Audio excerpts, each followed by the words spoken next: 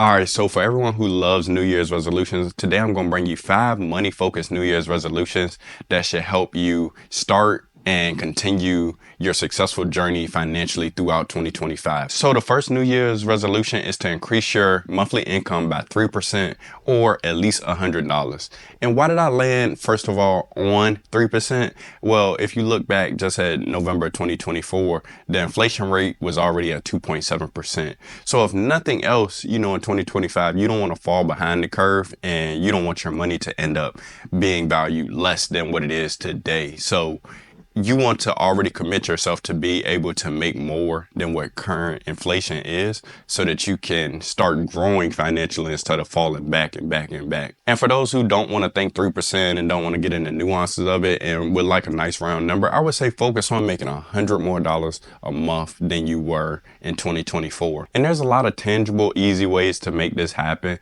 You could simply, if you have a job that allows overtime and whatnot, just pick up a couple extra hours a week, a month and whatnot, and you'll easily hit that 3% number. But if you can't and you're not allotted this opportunity, you can just focus on other things. Like you can find things around your house, whether that's old devices and whatnot, and sell them for a couple $100. And if that doesn't work for you, I would say look into freelance work and go on websites like Fiverr, Upwork, and take some skills that you already have, whether that's editing, resume building, transcribing, ghostwriting, and offer it to people for a small profit. Lastly, something I will point to is something I've been pointing to in a lot of my videos is just do sports betting.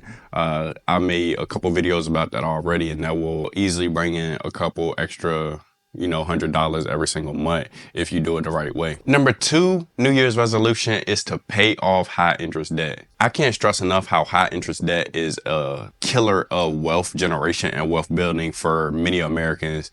It is such a hidden expense that a lot of people don't even pay attention to. And credit card debt is the biggest killer of them all, with interest rates in the mid to high 20%. And I don't want you to be like many Americans, but the average American is already paying over $1,600 each year on interest payments. So now don't be like that. More so focus on paying that off from the jump so that you can keep more money in your pocket. So if it was me, I would recommend you pay off your highest interest credit card first, and you'll start seeing a cascading effect and you'll start feeling a lot more money in your pocket just by doing this one New Year's resolution. Number 3 New Year's resolution, eliminate your least favorite subscription. This is something super simple. You should be able to finish this by January 2nd. So for example, if you look at Netflix, I'm pretty sure most people have Netflix, but on Netflix, it's not hardly anything up there at this point. So a lot of y'all don't really use it or don't really feel like, you're not really getting the value out of it. Cancel it and you'll save a lot of money on that. Or Amazon Prime, for example, if you're up there and you're not using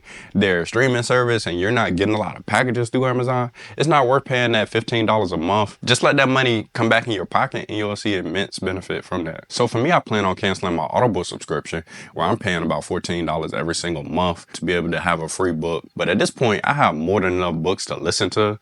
And so I'm just going to cancel it. And by doing that, I'm going to save over $100 in the year. New Year's resolution number 4, build at least a 3-month emergency fund. So for 2025 and just in life in general, there's going to be a lot of uncertainty. We don't know where the world is going. We don't know where the country is going.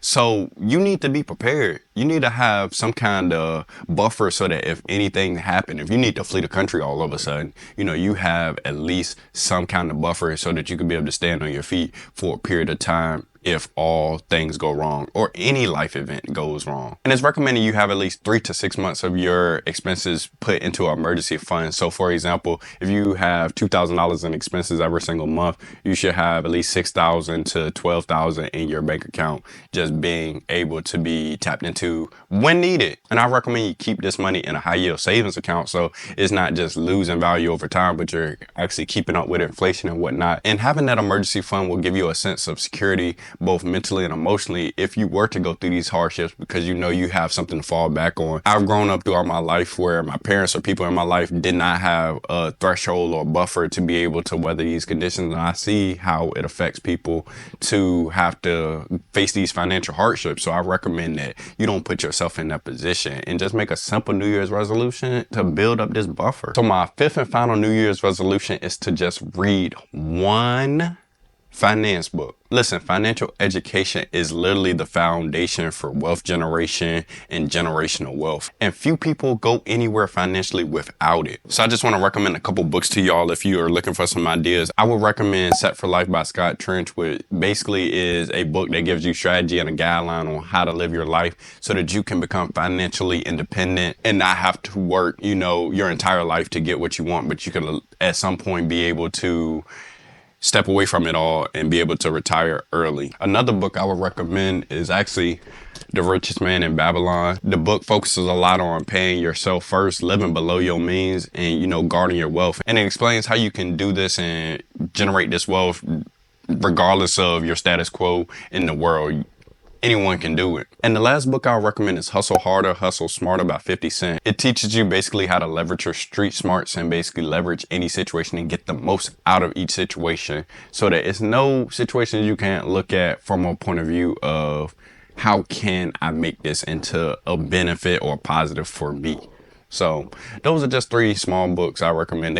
I'm not a reader, quite personally, and they don't take long to read. So I recommend you read those or either get the Audible form. And I can't emphasize enough how learning just one lesson or one skill from any of these books can change your financial future for your entire life and set you on a track that will skyrocket you into wealth generation and generational wealth. So I hope you pick up one of these New Year's resolutions and they put you on a great track for 2025 and beyond. So let me know any New Year's resolutions that you plan on picking up. And thank you for watching as always. Peace.